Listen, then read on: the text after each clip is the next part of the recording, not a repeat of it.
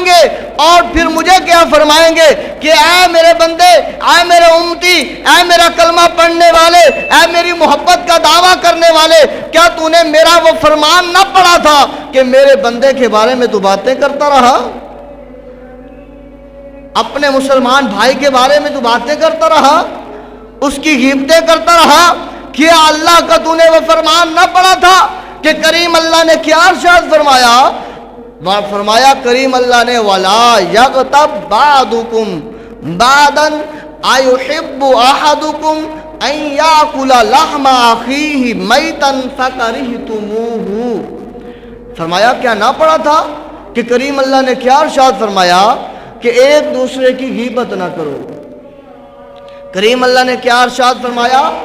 ایک دوسرے کی غیبت نہ کرو۔ کیا تم میں کوئی پسند کرے گا